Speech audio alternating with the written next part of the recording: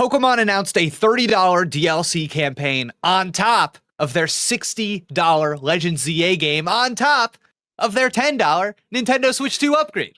Is this just what playing video games is like now? A critical error is an error which the OS cannot reasonably ignore. Jake Steinberg is a streamer, writer, and certified yapper. Complimentary. Peter Hunt Szpytek is a YouTuber, journalist, and certified yapper. Derogatory. These are the things they cannot reasonably ignore. So to catch everybody up, in the most recent Nintendo Direct, they revealed this $30 Mega Dimension DLC for Pokemon Legends ZA, which comes out in October.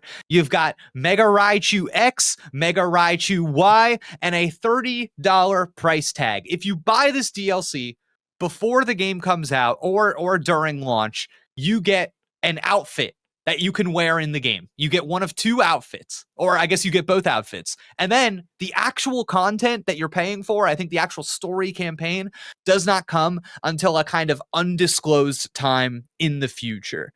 And there's kind of been this reaction to this. I did not know that. Go on. Yeah, there's kind of this been reaction to this $60 game, which is already being made more expensive by having kind of these passive upgrades on Switch 2, resolution and frame rate, and upgrades to the resolution and frame rate. Those are costing you an extra $10. So if you're playing this game on Switch 2, it's a $70 game.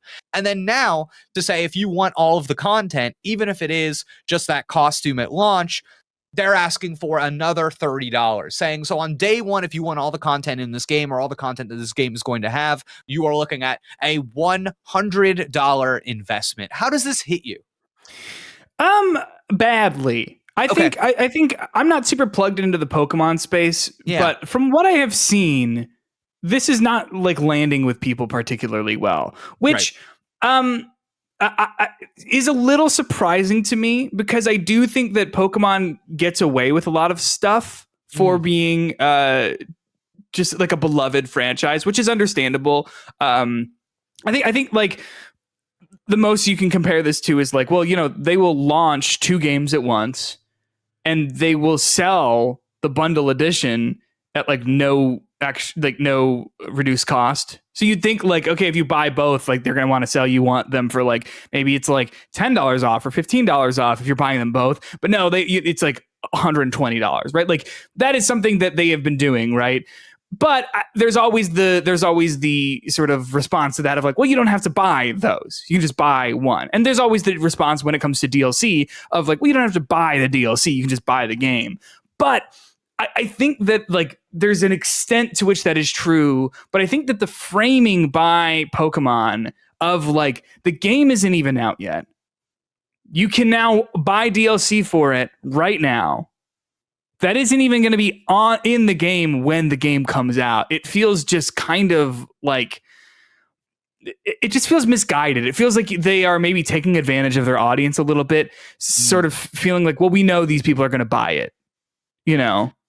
Is there a degree to which the biggest offense here is simply like a social faux pas that like, you know, the content I think actually looks good and fun and interesting, and I don't think anybody is really complaining about the content.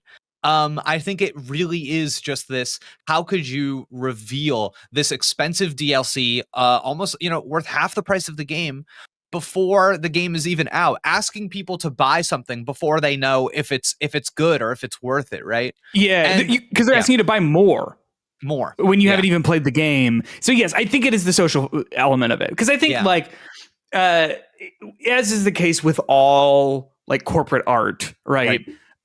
There is a level at which, like, you know, Pokemon games are art because artists, like, so much artistry goes into them, and games are art, whatever. Not a conversation that we need to rehash, right? But at the end of the day, it's also product.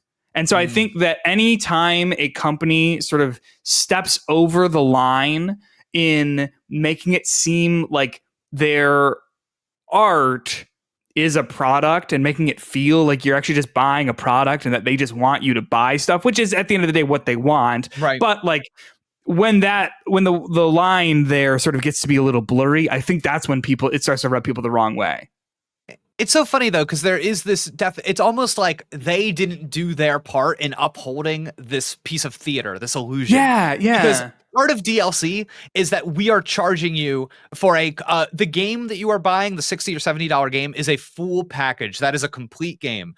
And then the DLC, this is work that we did after we had completed the full game. Now, obviously, we know that the truth is that DLC is often, maybe Developed even in tandem. always, yeah, exactly, it is part of the what we're thinking about the entire time.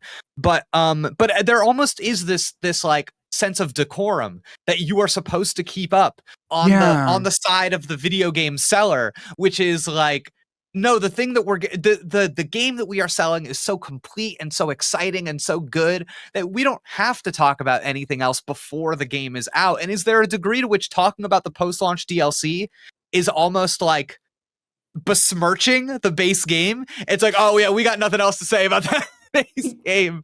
Yeah. You know what's interesting though too is that like there are different standards for different companies and different franchises. Okay. Right. Yeah. Can I just ask you just from the hip, like, what do you genuinely feel about this? Does this rub you the wrong way? Do you think this is kind of scummy? As a fan, genuinely, I know this might not be like the correct position to take, but I actually, Legends Arceus, I really like that Pokemon game, and it did not get post-launch DLC. It got an update after the fact, but it was very small. And this game is getting a DLC story-focused campaign that adds like new Pokemon to the game that is being presented on the same level as the DLC that like the main games get, the Sword and Shields, the Scarlet and Violets. And as somebody who I think might prefer the Legends games, I am actually like, ooh, a little signal to me that this game might be a bit of a bigger promise than Legends Arceus was. Legends Arceus, it was around for a little while, but very quickly they shifted gears into Scarlet and Violet. And to me, this is like, oh, okay, this Pokemon Legends game might have longer legs than Legends Arceus did, and it might be worth investing in more than other Pokemon games. And the other element, and I know you're not, I think you're not familiar with this, to kind of drive this point home, is that there were 3 Pokemon presented in the Legends ZA Nintendo Direct that got new Mega Evolutions. Yeah. Chestnut, Greninja, and Delphox. Yeah. And it was revealed after the Nintendo Direct that you actually cannot get those Mega Evolutions in-game. The only way to get them is over the multiplayer ranked seasons. If you level up to a certain rank, you will get them as a participation reward. So again, you see though how the focus of both of these announcements is on engagement over time rather than just all at once. So that's interesting. I want to circle back to this, but the point I sort of want to like get to here though is it sounds like you are maybe unbothered by this. There is a degree to which, and maybe this is the wrong position to take, I am really excited for Legends ZA, and I think the idea of there being more Legends ZA content after I play the game in October, I'm like, I don't know, $30, I'll do it. Yeah. I understand why people do feel miffed about this, because it is like putting the cart in front of the horse, as we're saying. Like, hey, how about you buy DLC for the game that you don't even know if you like yet? Like, there is something sort of scummy to that. But like, I guess I don't have the same feeling when a game asks you to buy a season pass. Right. You know what I mean? Like I'm trying to think of a recent example. Like Borderlands 4. Yeah, it has a season's pass where it's like if you pay like $90 or $100 for a game that costs $70, I assume. You are getting more content somewhere down the line. Yeah. Whenever we launch our DLC and whatever. And I'm not bothered by that. And that's available to be purchased, pre-ordered day one, right? Like as the deluxe edition, whatever. So I think there's just something about like, maybe it's because of the way that we view certain companies to be like maybe more like honest or like player central, like focused than others. Yeah. And like I don't really have much of a perspective on that because I kind of don't have much of a. I mean, I think everyone does to a certain extent, but like I don't have much of like a huge parasocial relationship with a lot of like game companies, especially when you sort of like look at the way that they operate. But I think a lot of people have that with the Pokemon company specifically, right? Or Game Freak. And then when it comes out that like, hey, they are doing this thing that, again, a lot of other businesses practice, a completely common practice in video games even, but it just feels kind of bad because it's like, well, Pokemon's my friend. You know what I mean? There's definitely a perception to having watched over a relatively short amount of time Pokemon go from a handheld game to a console game. You see how maybe these Pokemon DS games, which used to be $30-$35, now are these $60-$70 products. And I think some people would argue that maybe those $30-$35 games had more content, whatever that means, than maybe the modern games do. Yeah. And I think it makes sense that people would feel a certain way about that. Right. Especially too, like, you know, you have the whole element of like nostalgia being mixed in there, right? Of like Pokemon being such a formative franchise for a lot of people that, like, you know, you want this company to be the company you thought it was when you were a kid. And then as you grow up, it gets complicated because it's like, oh, no, they are just a company, so they want my money. And so that is frustrating. Can I ask you something? Yeah, go ahead. If the DLC comes out, yeah, and it comes out to rave reviews, and everybody says, you have to get it, this is worth $30, is this a non-issue? Or is there something else here on its own that is worth kind of like untangling? I think it is. I think there is something on its own because of course, like when the DLC comes out, I'm sure like I find DLC to be largely kind of uninteresting because it's usually my recommendation on DLC is usually like, well, if you liked the game, then you'll like the DLC because it's usually in the most simplest like form. Like it is usually just more of that because that's just what it is, right? It is additional content for that one game. But I think that it is this feeling about the way the industry works and is a little predatory on consumers and customers and all of that, because there are some DLCs that are like, you know, these big like additional game modes that come out and they are free. You think about like God of War, was it Valhalla? I think came out a few years ago. That was like a free roguelite mode added to God of War Ragnarok. Which is an interesting position given that there was another game that recently got a roguelite mode, but that is a $20. Oh yeah, with Donkey Kong, right? Yeah, that's and right. Yeah, even like, hey, it feels a little light for what it is. Right. And this is a game that just came out at $70. It's like ostensibly like I've paid $90 for the entire, you know, DK Bonanza experience. Right. I think it is something that we have come to accept about the industry that I think feels bad the second you start thinking about it, but then when you look around at just the reality of engaging with the industry, you go like, oh, like this is just how it is, and this is just how companies operate. Let me add a wrinkle for you, please. Does anything change for you if you consider that I've seen this framing a lot online, that the kind of slogan for the Pokemon franchise is "Gotta catch 'em all," and by virtue of putting behind these mega evolutions behind the online ranked battles, and then putting more mega evolutions, your Mega Raichus and whoever else is going to be in the DLC, behind that $30 DLC expansion, does anything change for you if I were to position this as, are we paywalling Gotta Catch 'em all? My response to that is how it's always been. Okay. Yeah. Right. In the originals, was it like Caesar and Taurus? What are you talking about? Were like exclusive to like Red. And then you're talking about version exclusive. So you have to get the other game and you have to trade. You either have to have a friend who's got it, or you have to have both of the copies. Do you know what I'm talking about? Yes. I did see you. I completely lost you for a second. Am I crazy? Wasn't Caesar exclusive to one of the versions? No, Scizor is a trade evolution. Okay, you have to trade him. Oh wait, what's his other one? Oh, Scyther. Scyther is the other one. I'm sorry. Oh, so was Scyther exclusive to one of the games? I think you're correct. I think that is true. See, there we go. We got there eventually. Yeah, I think thank you very much. Pinsir, I think, was in the other one. Yes, that's what it was. Okay, yeah. That's good. But like they've always done that, right? Like, and they still do that. That's interesting framing, Peter. Right? With these other ones, and so you either have to have a friend or you have to buy both. And so, like, I think that has always been something that, like, I've heard it's rubbed people the wrong way, right? Like if you do want to catch them all, if you want to complete that dex, that is money that you have to put into these games for the most part, or know people who are willing to trade with you. It's a tough thing too, because I think the idea of Pokemon being paywalled is like a little hard for me to really hold on to, just because aren't they all paywalled? Right. I mean, like, this is the thing. It's like the concept of playing a video game is paywalled at a certain point because you have to buy it.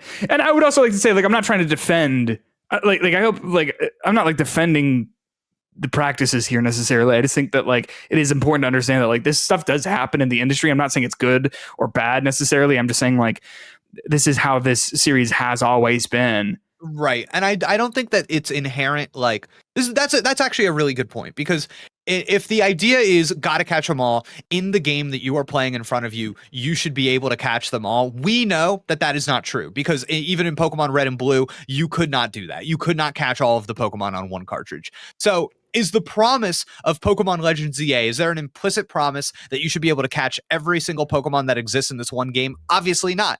Every Pokemon is not in that game. So like, what does gotta catch them all even mean in a modern sense? I guess it means nothing. I guess it is just a tagline that we all try to ascribe larger meaning to, but it's not. And I think but I do want to bring up this framing, because there is an article on IGN.com written by Tom Phillips, where the headline is Pokemon Legends EA's $30 Mega Dimension DLC pushes price of owning every new Mega Evolution to $100 on Nintendo Switch 2. Which is weird, right? Because the price of owning a lot of new Mega Evolutions is $70 on Switch 2. Can I ask too, is I think the framing of that is a little sketchy, because it's adding $70 that is not the problem, right? It's making it sound like it costs $100 to get all these, when like, yes, that is true, but like you're also factoring in buying the game and making someone buy a game for content is not scummy, right? I mean, like at least I don't like, I'm not willing to die on that hill exactly. But so can I ask though, are the additional let's test the whole Pokemon knowledge here. Chestnut? Yes, right. And Fennekin? You're a little all over the place. But so Fennekin is the baby version, whereas who's the big one? Is the big one. The big one is Chestnut. What's the big one of the Firefox? Delphox. Delphox wasn't ever going to get there. And then Yep. Smash Brothers, come on. Yeah. I was going to call him Ninjago, but I think that's a Lego thing. No, it's Ninjago. Is it? No, it's not. No. Okay. What's his name? Yeah. What's his name? You know, he's a little green when it comes to the act of being a ninja. He's a little like, you know, Green Ninja. Okay. Yeah, okay, great. So these three guys, you're saying you have to earn in like the ranked Pokemon battles system. Is that paid as well, or is that just in the game and it's just like progression you have to make? We don't know for sure, but I'm pretty confident, 90% confidence, that it is locked behind an active Nintendo Switch Online subscription, because you need to get points in the online ranked battles. Gotcha. So that's at least what, like $20? Yeah, whatever it is. I don't know what it is. Because we don't know. It's only each one of these megas are being doled out in the first 3 seasons, so you have to have it for each season of play. Gotcha. Okay. So this is where I start to feel, I don't know. I think that there is something that is straightforward about the fact that like these are the Pokemon that are in Pokemon Scarlet. These are the Pokemon that are in Pokemon Violet. You choose which one you want based on which Pokemon you want, and then you can either find a friend to trade with you. Like there are options on getting them all that do not revolve around purchasing both copies. Pokemon wants you to buy both copies, but whatever. There are other options. There is something to me that is inherently different about being like, you have to actually pay if you want these additional Pokemon. Does it change anything for you that in Pokemon Scarlet and Violet, there were these 2 Paradox Pokemon, and the only way that you could get them was by fighting against them in an online raid, which in theory means that they were also locked. This is not something that they've done this before, is I guess what I'm saying. I see. Yeah. Yeah, I guess. I have to imagine that people take the art of Pokemon collection and like collecting a living Pokedex incredibly seriously. Can I tell you something that's really in the weeds about this? Be my guest. So one of the kind of weird parts about this is like, yes, you are correct, but also I can get Chestnut in Pokemon Legends ZA. It's the Mega Stone that is the reward that I get. So oh yeah, so it's kind of not a new Pokemon. Well, it kind of is, but it kind of isn't, right? Yes, which is what makes it so slippery, if you will. Yeah. Yeah. This is slippery. I understand why people are upset by this, because no matter, I think, how you feel about it, I think you have to acknowledge, yes, there is something tricky going on here that is kind of maybe rubs people the wrong way. Right. Yeah, okay, here's a question.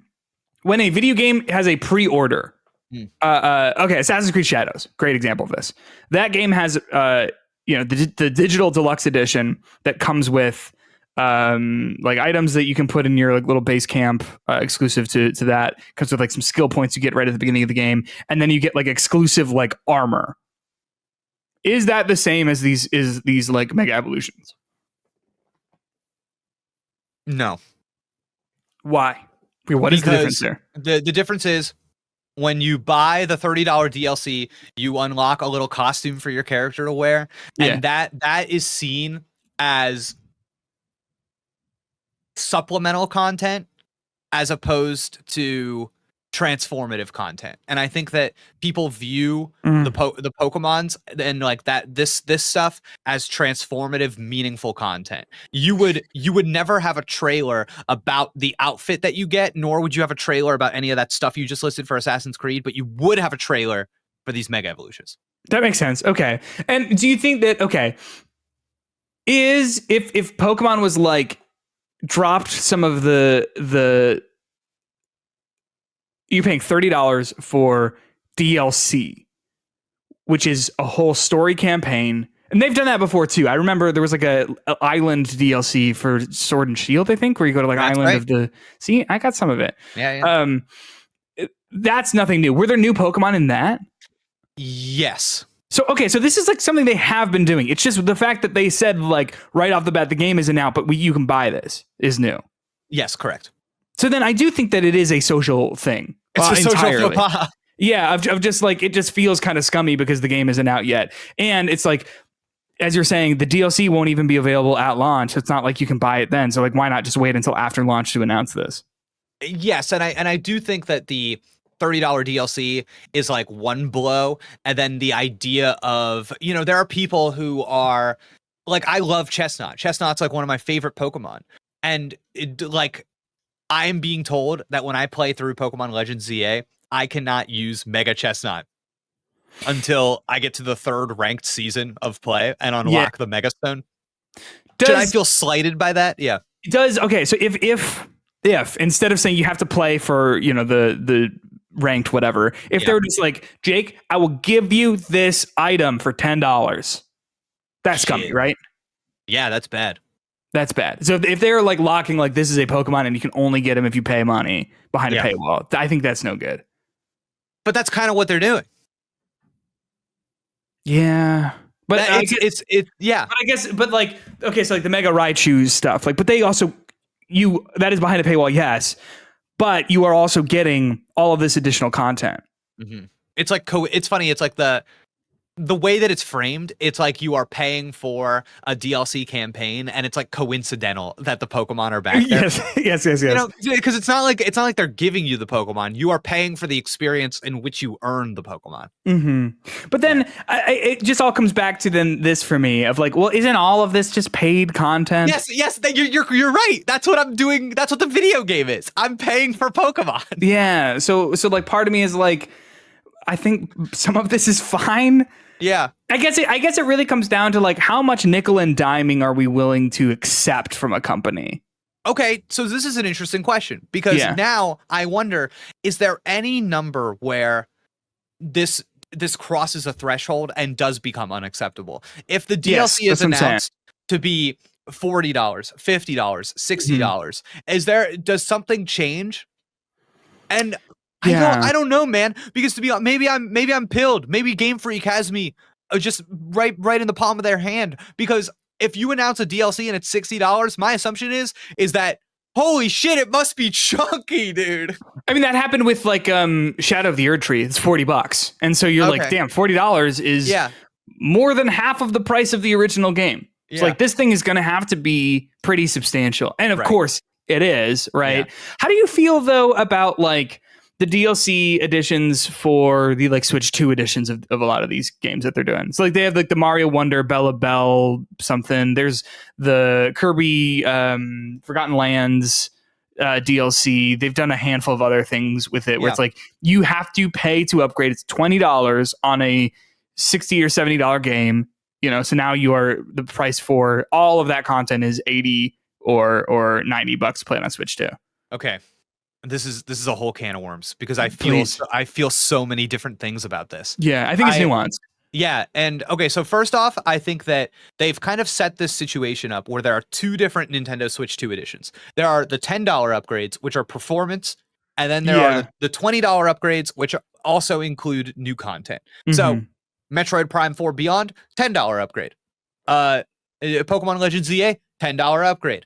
Kirby, $20 upgrade because you also get the DLC. Mario Wonder, you also get the DLC.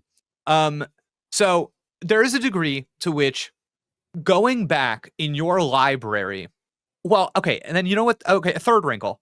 There are also free updates which give you performance improvements. But they're not worth $10. But and then it's also like not the Switch 2 version.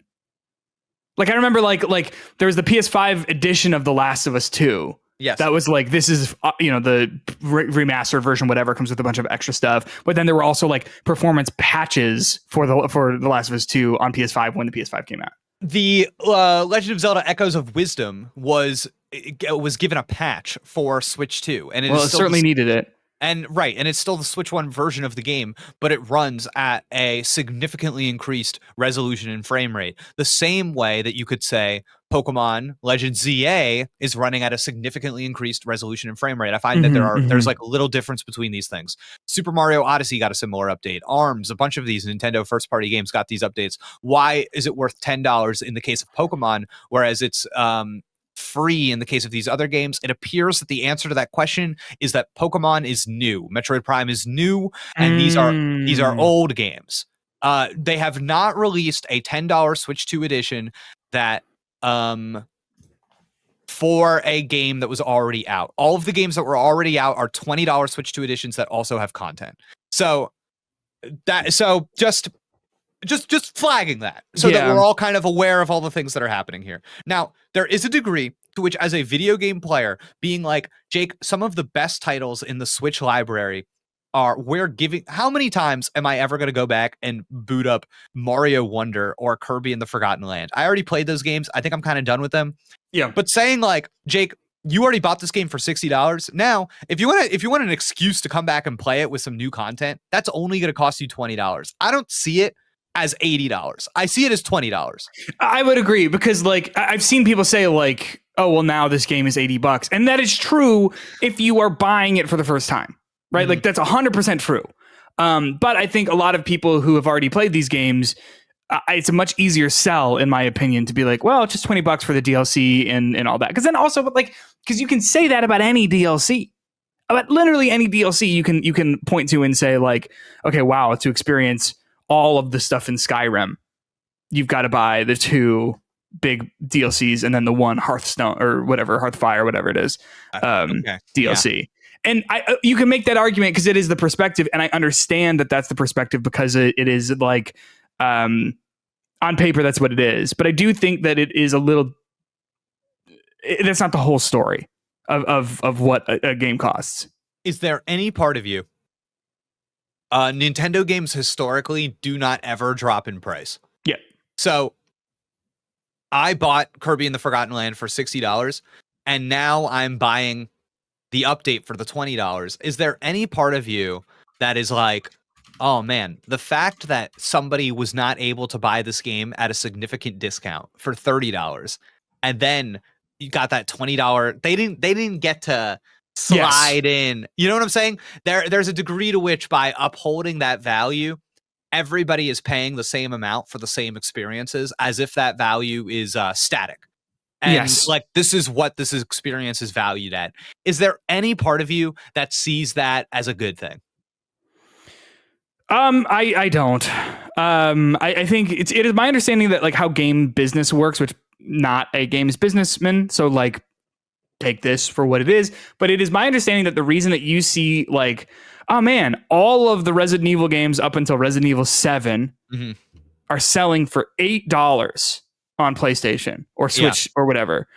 The reason that is sold at that price is because games like drop off in their value really, really fast because of how quickly the industry, the market sort of moves. Right. And so it's this thing where like, okay, no one is willing to buy, Assassin's Creed Valhalla at this point for $60. So it has to come down drastically in price. Yeah.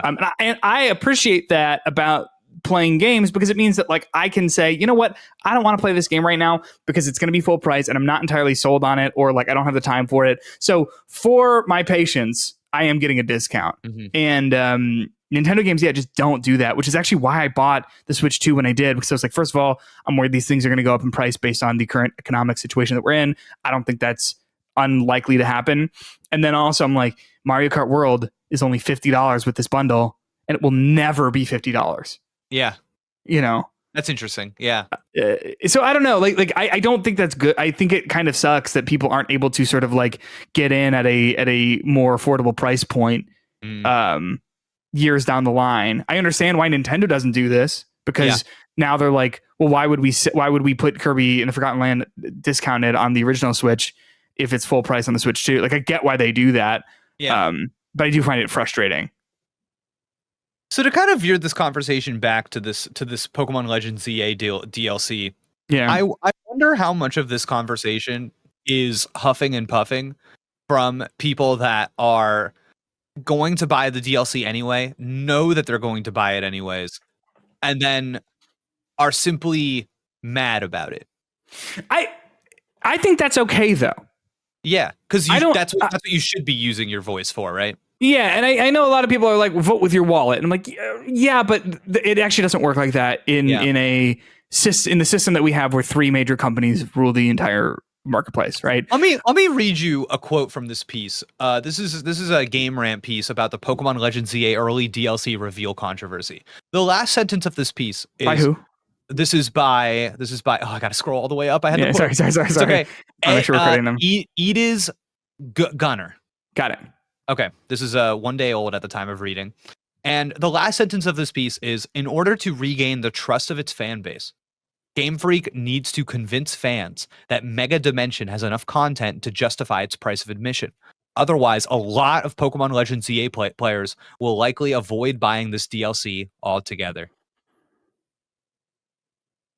I think this is misguided in that all products need to video games, like construction tools, bookshelves need to justify their value, right? Like that's how that's how everything works, right? Peter. Yes and no. So I think the answer is obviously yes, but I think that sometimes we talk about what a video game is worth in a way that is completely kind of like constructed over what we think is correct rather than being honest. Because the truth of the matter is that have Pokemon Legends ZA trailers for the base game, have they justified their $60 or $70 value? Do you see stuff where you go, okay, this game would have been worth $40 to me, but now it's worth 50, 60? Like, obviously not.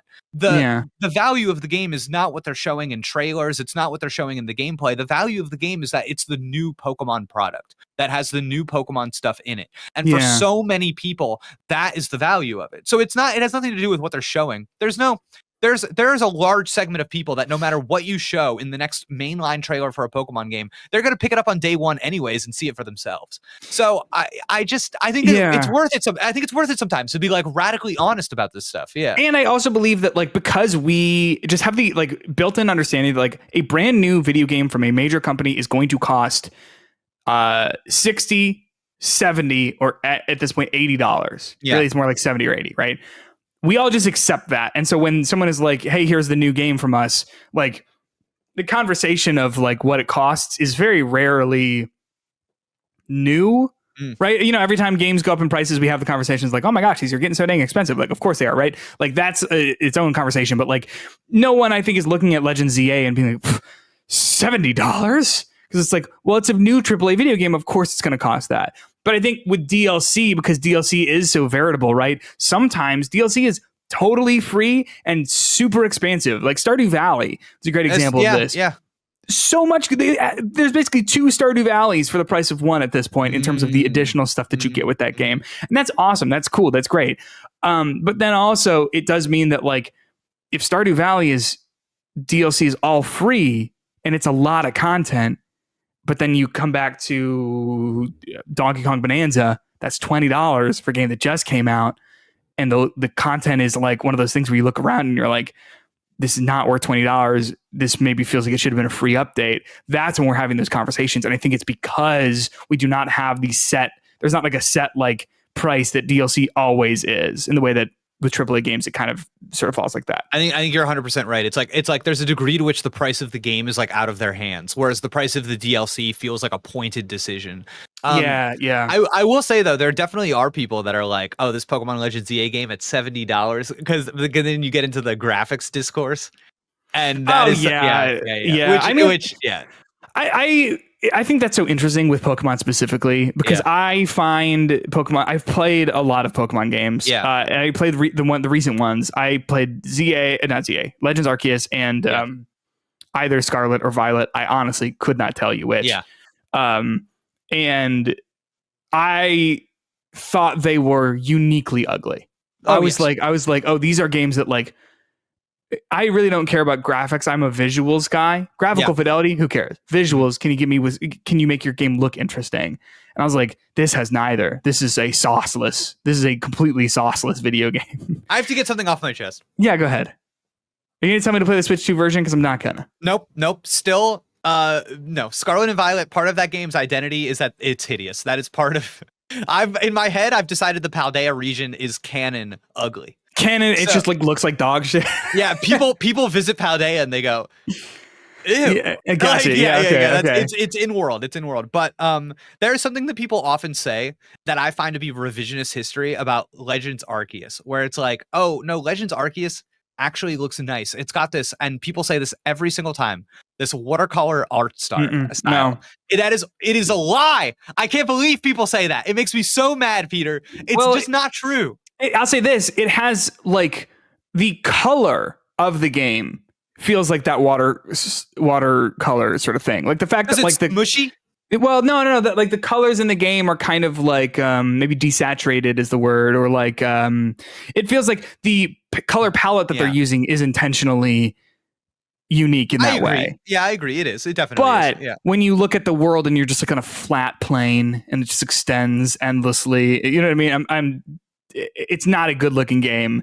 It is not intentionally like crafted in that way. Like I think about, they just announced that new Yoshi game that has that like that game does have like a really intentional art style. Yeah, that they're like clearly going for something. Yes, Pokemon Legends Arceus is a truly awful looking video game. I feel like they put an Instagram filter over it and everybody's like, oh, sure, yeah. That said, though, like, you know, Legends ZA, I think does not have that same problem. Right. I don't think it's necessarily a looker exactly. Like, I'm not going to be like, oh my gosh, this is the power of the Switch 2. But at the end of the day, that is a phrase you like to use. What's the word? Low impact. Low impact. And I will say, Peter, I can send you a screenshot of Pokemon Legends ZA from those videos and not be embarrassed. Yeah, no, 100%. Like Legends Arceus, I felt ripped off a little bit. There is no, and even worse, for Scarlet and Violet, there is no screenshot of that game where it looks good. It doesn't exist. No. If you're listening to this right now and you disagree, I challenge you to send me a screenshot of that game where it looks good. I think it's impossible. There is not a single screenshot of that game where it looks good. It's impossible. You can email us. An email address is in the description of this episode. Also, consider subscribing if you're enjoying our little conversation. Also, consider joining our Patreon, patreon.com/criticalerror.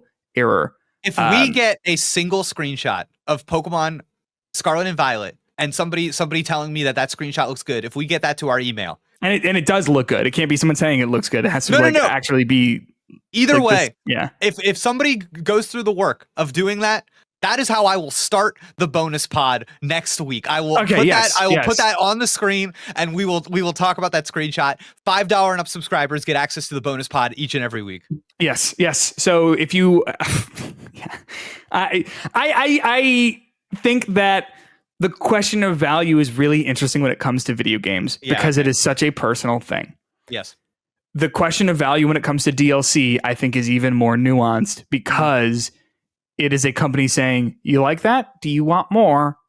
This is what we think more of this game is worth. Yes. And the value of a DLC is just so widely variable because the quantity of content in a DLC is so widely variable. Yeah. If I had to guess, I imagine that the DLC for Pokemon Legends ZA, what is it called? Mega Dimension. Mega Dimension. It's probably on par with the scale of like the DLC for Sword and Shield, and was there DLC for Scarlet and Violet? Yes. Yeah, I imagine like they have a set sort of scale that they use for their DLC for the scope of their projects. It could be wrong, who knows? But like, it appears to be the case. Yes, I would have to imagine, right? Mm-hmm. But it's just so difficult to say like whether or not that's worth it. But the question of like, should you be announcing that you're doing this DLC and showing trailers for it before the game has even come out, I think is, I think it rubs people the wrong way, and I understand why it rubs people the wrong way, but I also think it is a very common thing in the industry, which now there's a whole other conversation about like, is DLC good? Is paid DLC even something good that we want? But I don't know if that's necessarily where we're trying to go here. I wonder if there is a failure on the messaging of the Pokemon trailers of not introducing something so interesting that people wanted to talk about it more than they wanted to talk about the price tag and the locking behind the online subscription. I wonder if that's part of what's going on here. There's like a marketing failure. So you think that like, because they just said like $30 DLC coming soon, also here's a Mega Raichu, that wasn't enough for people to be like, well, I got to talk about the treasure chest of new content that's going to be in this DLC, because like the Mega Raichu just wasn't enough? Yeah, that is what I'm saying, because it's like the DLC was revealed in a CG trailer where they showed two Mega Raichus are coming to this DLC, and then it goes to the key art, and it just says in big letters, paid DLC, pre-orders begin today on the eShop. Can I ask, what's the temperature of the Mega Raichus? Do people like these things? I think so. Okay, but it's not enough, you think, to distract from the paid DLC portion? I think for the Pokemon crowd specifically, $30 feels it's from what I have observed, it is landing with quite the thud. If I could return to this article by Tom Phillips at IGN, there are some quotes in here that he got from fans on Reddit. I'm not trying to say that this is representative of an entire community of players, but this is people who are talking about this game online. And popular sentiment, a lot of upvotes on these comments. So here we go.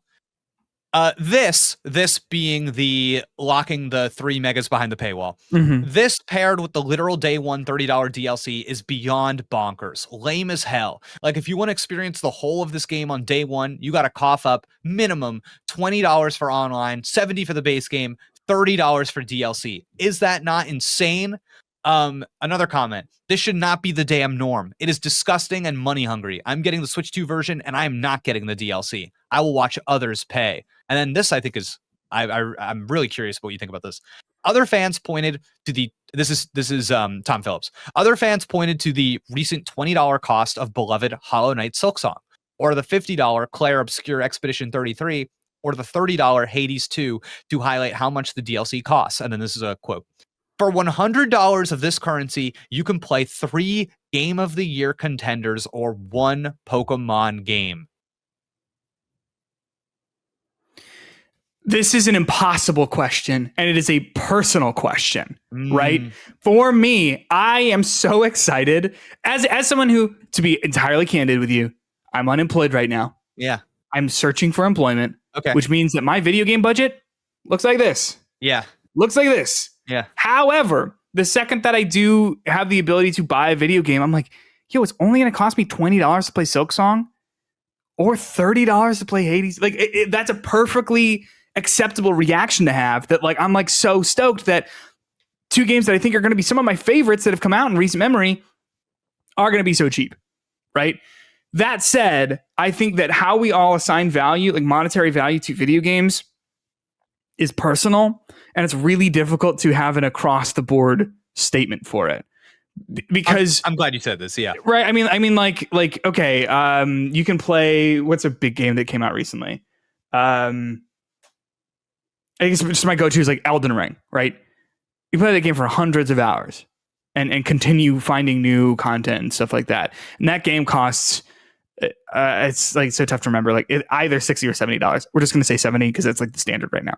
$70 for Elden Ring. Or you can buy Last of Us 2 full price, 20-hour experience, ends like you can replay it, I guess, but like the content in there is like pretty finite. That was also full price at $60. So like, how can you find, like, where is the value proposition for it? It's tough. It's really difficult to come up with like these answers across the board because everyone is in different financial situations. For me, if I'm looking for a game that like I'm going to sit down and play a lot of, like that's what a game needs to be if I'm going to be buying it full price right now. Because it's like, I need to get a lot of bang for my buck with this, and I cannot be so sort of flippant with my money and buy these shorter experiences that are priced the same. That said, not everyone is in that position. And I think that there is a degree to which you're, there are a lot of a particular kind of Pokemon fan who simply is going to get more value out of the $70 new Pokemon game than they would have gotten out of Hollow Knight Silksong or Hades. And I think that exactly. It's like, they're going to get 10 times more value out of that new Pokemon game. So it's it's like just not a fair thing to go, oh, like you could play a Game of the Year candidate instead of this Pokemon game. It's like, yeah, but the Pokemon fan wants to play the Pokemon game. Right. And it's also like, I mean, there is crossover, right? There's the Venn diagram of people who play Pokemon who will also play, Clair Obscur. Like, that's great. But like, they're just different games. They're for different audiences and they serve different purposes, right? And it is true, and it is interesting to put it in that perspective to say for $100, like you can get two drastically different outcomes with your spending. But at the end of the day, is Pokemon worth it to Pokemon fans? And I think the answer is yes. Yeah. And I don't think that anyone should feel bad if they are like, I don't think anyone should feel wasteful for buying all of this stuff if that's what they want to spend their money on to engage with this franchise. If somebody were to say, well, you're part of the problem, then it'll never change. Does that yeah. I take issue with that. I think maybe that's a different conversation for a different episode of our podcast, which I think would actually be an interesting conversation because I am curious how you feel about it. The whole like vote with your wallet situation does not really apply to video games because of the way that video games have been set up. Like with the major corporations that control the gaming space, you know what I mean? Yeah. Because you don't have options really, right? You have options on like what you buy, but like a lot of the times it is either you buy one thing or another thing, or you don't buy anything at all. And like, I just don't think that, I don't think that necessarily applies in the same way. I'm not saying this particularly eloquently. I would want to like sit down, like kind of like write out how I feel about it. So I don't think I'm like portraying this perspective particularly well, but I don't think that necessarily is a solid argument in this specific space. What do you think about that? Yeah, it's funny. I think just in terms of my personal ideology, there is a degree to which I think vote with your wallet is largely performative. And I don't say that to mean that it is bad or useless. I think that performative stuff is important. Sometimes the point of what you're doing politically is to demonstrate that perspective for others so that you can get people more in line with what you are doing. But it's similar to like kind of like a boycott, right? Like boycotts historically don't really affect the bottom line. But that's really not their purpose. So right. It's to me, it's kind of like in line with that. And I also just think like, it just feels arbitrary sometimes. I think like a company charging money for their product and me I think that the correct response to me not thinking that a product is worth the amount of money is simply not to engage with the product. Yeah. And to not like, I don't think me not engaging with, I don't engage with stuff that isn't worth my money all the time. Yeah. All the time. And that's not me voting with my wallet. And I think some people internalize it as that's what I'm doing, but that's not, it's not like a protest has goals. That's what makes a protest different from like a something that's not like that's what makes a protest a movement. And so I don't think that me just being like, oh, I am not buying a Lamborghini with my money, I am voting with my wallet. Right. It's like, yeah, that wasn't like, in the cards for me, really. Yeah. Is every single person who's already not buying the Pokemon game voting with their wallet? Right. And I think too, it's like you are welcome to buy something and be frustrated by it. Yeah. That's a completely valid response, in my opinion. So. Yeah. And I think value propositions are complicated. And I think in a world where finances are weird and all over the place, like I think that we should be empathetic to people, to people's financial situations. I don't know. Any conversation that is focused on what a company that is trying to sell you stuff, the prices that they are setting, any conversation about that does not include a conversation about wages and wage stagnation is just a fit. I'm like, we're just not talking about something real, you know? There are economic situations are so dependent on like market conditions and also just like what wages are and how people are choosing to spend their money. And like, that's why when people like Jeff Keighley or other like figures will show like share like, hey, actually the PlayStation 5 Pro is not that expensive when you compare it to what the GameCube cost or what, the whatever cost back then. And it's like, yeah, that's true in this one way, in this singular vacuum. But like, what do my groceries cost? What am I making? Is my job am I making significantly more proportionally? And the answer is always no. And so it's an irresponsible conversation. And of course, there's a degree to which like the $70 price tag is expensive, not because of the $70 price tag. It's expensive because of what is relatively in our wallets.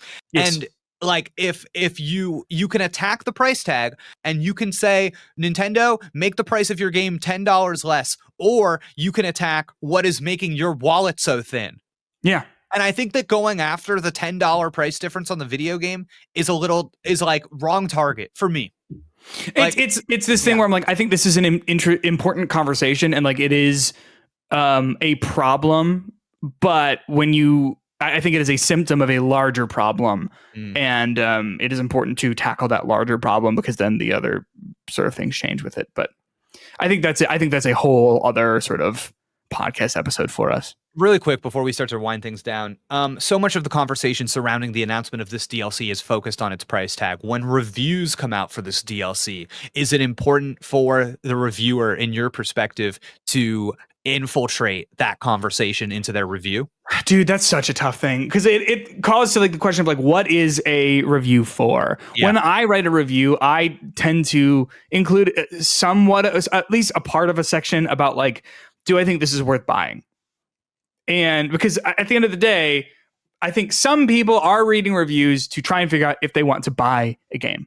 Uh-huh. And the impossible part of that, though, is that the value proposition between a reviewer and a person buying the game are usually really different. For example, I got to play Borderlands 4 early for free because of my job. I wasn't writing a review, but I got to play it for free. I had a really good time with Borderlands 4. I would not have bought Borderlands 4 with my own money. So if you asked me to write a review of Borderlands 4 and then talk about, is it worth the price?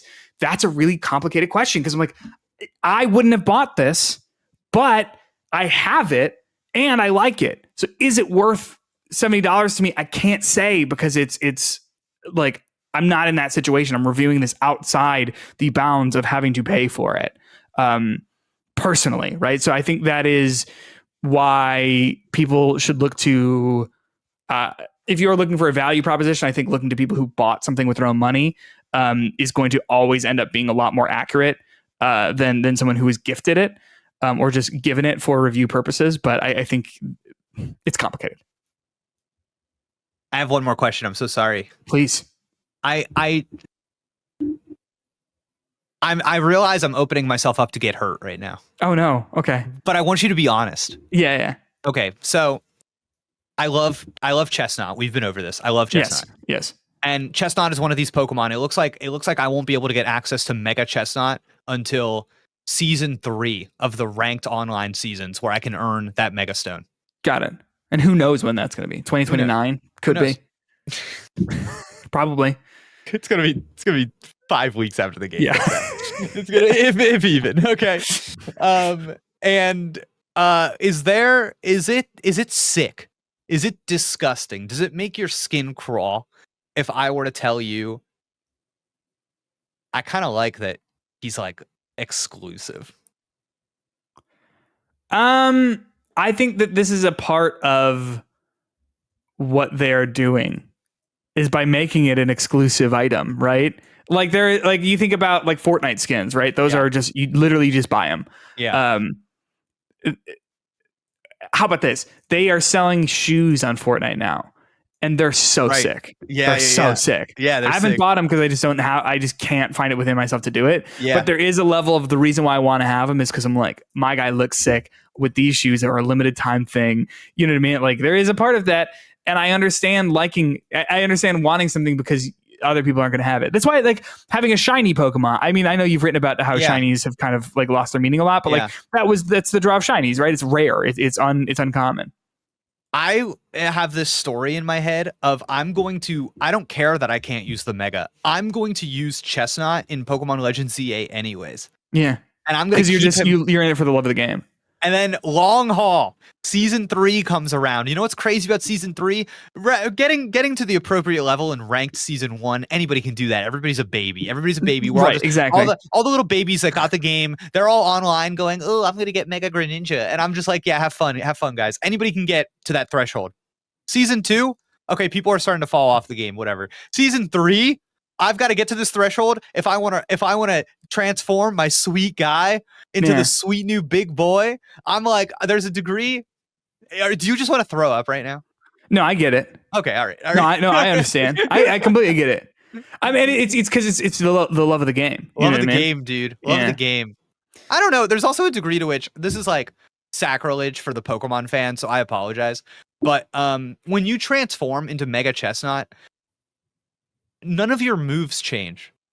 And everything you are doing in the game is exactly the same. It's just, the character just takes on it different. You do more damage, right? And like a bigger different health. appearance. Yeah.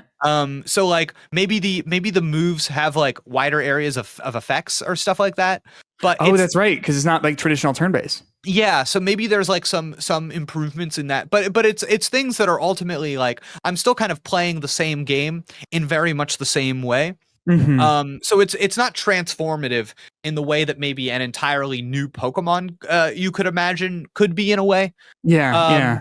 So I guess I just I don't think you're wrong. I don't think it's wrong. I don't think anyone's wrong for wanting these things or for buying these things. I get it. I understand it. They've made a product that people like. Yeah. And I think people are welcome to criticize those products or even talk about how it might be predatory, regardless of if they want to purchase them themselves or not. The world is going to see me online in seasons 1 and 2. And they're going to see on my 3-man on my online squad that Chestnut is there, even though Mega Chestnut is not out. And they're going to think, this idiot could have brought a Pokemon that could Mega Evolve. And he instead is bringing Chestnut, this idiot. That's going to be me. No, it's for the love of the game. And I think it's actually like, I think that's actually powerful. Oh, I love him so much, Peter. I'm so glad he has a Mega. I'm so excited. I know. Oh God. Jake, before I have an essay that I prepared for you. Yep. Sorry. I feel like I went on a question tear in the last like 12 minutes. I'm so sorry. No, I love a question and I love answering something, especially like what I think makes this conversation interesting for me to be a part of at the very least is like, you know a lot about Pokemon. You know Yeah. a lot about the Pokemon community. Right. I don't. Mhm. And so like I'm sort of removed from some of that. So like it's interesting to hear from you about all of this stuff. And also like I think that not that I have like such a unique perspective as someone who doesn't know that much about Pokemon, couldn't remember that Caesar was not the name of the green guy with the scythe hands. And that was in fact Scyther. But I do like I don't know. I think that like I think it's interesting. Before I read this essay though, Yes. I would like to give a big shout out to the 3 members of Critical Error Royalty. These are our deluxe Patreon producers. Patreon.com/Critical Error. If you're interested in joining their ranks or becoming a part of the Critical Error Nation and getting a bonus episode every single week. This week's bonus episode, Jake, we got emotional between the two of us. We dove deep. And I had a lovely time expanding our relationship, going even deeper. Yeah, Probing is the word. Yes. Probing, yeah. And I love the word. Yep. But I would like to give a huge shout out to our 3 members of Critical Error Royalty. That is Connor Truelove, Andrew Bolcar, and Danny Disaster. Again, if you want to join their ranks, that's patreon.com/Critical Error. Every single week, we have a sound for our Critical Error Royalty. Jake, can you please play that sound right now? I would love to play that sound. Connor Truelove, Andrew Bolcar, Danny Disaster. Wow. Oh my gosh, I loved it. Wow. I loved it so much. Cool. That was a good one. It was. And if you can't subscribe on Patreon, you can subscribe on YouTube at the very least. And that way you can catch more episodes of us. But Jake, can I read you an essay I wrote? I would love nothing more, please. I am going to be honest with you. Mm-hmm. I'm not so sure about this one. This was on the mind this week for me a little bit. Okay, please. Here we go. Mm-hmm. I wasn't even really supposed to be here. I'm at the Salt Shed to see a band I like. The story so far.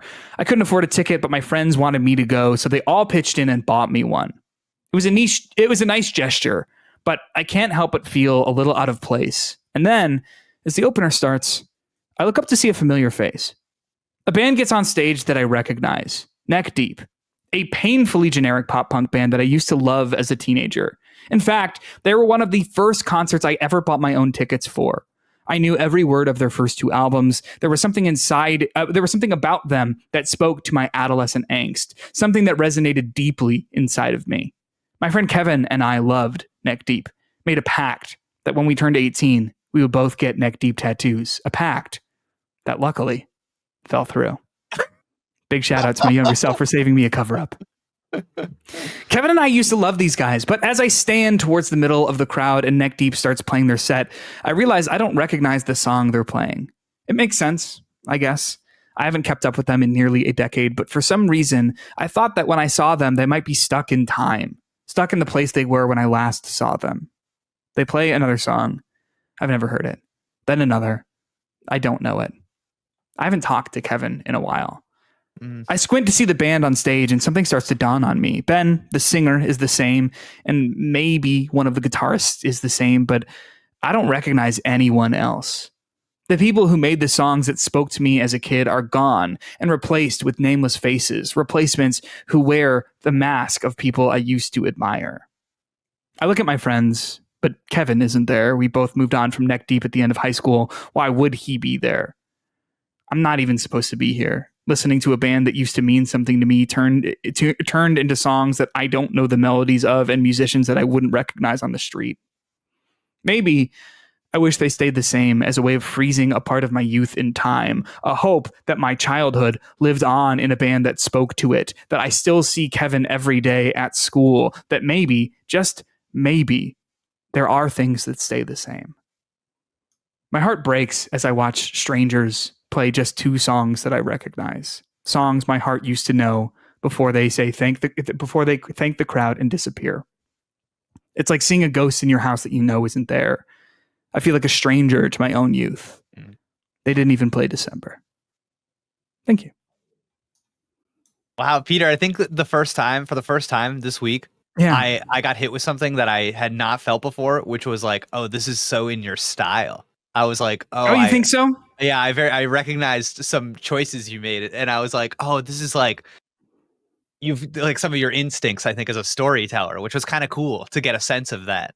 Yeah, I Yeah. think that when I write, like when I'm writing in my own voice, Yes. I write in like sometimes like short sentences or like short ideas, which is funny because that's not how I talk a lot of the Yeah. time, but it's how I Yeah. think, where like I think of like a very simple thought. But yeah, I don't know. This happened to me. I texted you. I was at a concert and I was like, there's just this moment where I was like, oh man, like I'm different now. Yeah. It's weird to sort of see. It's almost like seeing like, it's like seeing an ex-girlfriend, but you guys don't see each other. You see her, but she doesn't see you. And you're like, wow, like you know, I haven't thought about you in forever. And you just kept living your life. Of course you did. I don't know why I thought you wouldn't, but like for just a second, like I used to know you so well and you've gone on and lived this whole other life that is completely foreign and stranger to me. And you know, you got to wonder, do they ever think about you? Yeah, that's the thing. Are they ever like, dang, Peter stopped showing up in like 2016? You know what I mean? And then I like thinking about the friend that's like, because it's this funny thing where I feel like a lot of people can maybe relate to this like gnawing. You get reminded of like, I don't know, for me, it's like a friend I had maybe in like elementary school or middle school. And I'm like, man, I hope they're doing okay. I hope you're doing okay. Should I say something? And then I like talk myself out of it. Yeah, I will say I talk to him relatively frequently. Yeah. But not as much as maybe I want. And I texted him a picture and I was like, hey man, think about you. But it's this weird thing where like, it's not just that like the band is different, and that I'm different, but it's also like, I used to come to these sorts of things with you, you know, and now I'm with a different group of people and I'm not even here for this, you know what I mean? It's just like sort of coincidence that like, I look up and I'm like, oh my gosh, this band I used to love is here. Right. And I don't even really care. To the point that you said you were going to get a tattoo of this band and you didn't even know they were going to be there. I know. Isn't that so wild? That's wild, dude. Yeah. But there's something about being a kid that like, you're like, I'm going to get a tattoo because I'm going to love this band forever. How did you discover that they were at the concert? Was it literally when they came on? Did a friend say to you like before? Like when? Yeah. It was on the ticket. So when my friends bought the ticket for me and I got the email for it, I was like, oh shit. I was like, did that just like hit you like a bus to see? Because you know, you see an opener and you think to yourself, there's no chance that you're going to know that band. Yeah, I mean, they are big enough that it was like, oh yeah, it makes sense that these two bands are touring together. But it was just this thing of like, oh, huh. Yeah, it didn't hit me that I have moved on from them until I was seeing them. And it was really like seeing them play these songs that I had like literally never heard before, could not recognize. Was like, wow. And that they didn't play anything that I knew meant that I was like, I've moved on from you and you've moved on from me in a way that's that is crazy. I love that. That's that's strong. Yeah, that's really crazy. Oh my God. Because you got to see it. You got to see your ex-girlfriend's life. You go to her Instagram page and you're like, what is you live in Wyoming now? Yeah, and it's like and you're married. That's crazy. To this, right. Those were the new songs, right? It was like, oh, you're doing a whole bunch of other stuff and great, you know, happy for you. And I'm happy that you have this audience that comes out for you. But like, wow. Man. Do you think you'd ever play Pokemon with an old friend? Of course. Okay. If I was asked. Yeah. Okay. Certainly. I used to, my younger sibling and I, they called me several years ago. We are not particularly close. Nothing to it, just not super close. But they were like, hey, you should play this online Pokemon game with me. And it's like, I don't remember exactly how it goes, but it's like just like online Pokemon battles, but everything is like leveled exactly how it would be for like competitive. And you just have access to the entire roster. So you can kind of like build a little team. It was probably Pokemon Showdown. Yes, it was. Yeah. Okay. Just like a browser based sort of thing. Yeah. I would do that. Wow. That's cool. Yeah. Right. So there you go. I love hitting people up as like an adult and being like, you want to do something kind of goofy? It's fun. It's fun. I'm going to trivia tonight with a friend. You are? That's so lovely. Yeah, trivia night. That's amazing. I love that. Yeah. We're our team name that we use when we go is We're the chipsters, named after my dog. I think Chip needs to make more of an appearance on Critical Error. Oh, that would I be know awesome. he's such a staple of your streams. Yeah, he is. I feel like he kind of hasn't really come up that much in you're Critical right. Error. Oh, and I love him so much. Yeah, he's such a nice little guy. Oh, well, thank you everybody for watching the show. Yes. Patreon.com/critical error, $5 and up. Bonus episode. You're getting to the end of this right now, and you're like, damn, it's over already. I wish I had more content to get me through to next week. There is content. There's so much, and it's not like you just get one. You know, it's not Pokemon DLC, right? It's like you're getting the entire backlog. Yeah. of You could even go on, pay the $5, listen to every bonus episode, cancel that subscription. Yeah, and just be like, I want just to listen to these. Cool. Thank you for the cash, and then in a few months, and you're like, I want to catch up again. Yeah. 100%. 100%. That's all completely acceptable. It's completely acceptable. Thank you everybody for watching. Catch you next week. I'm excited for the Pokemon Legends ZA DLC.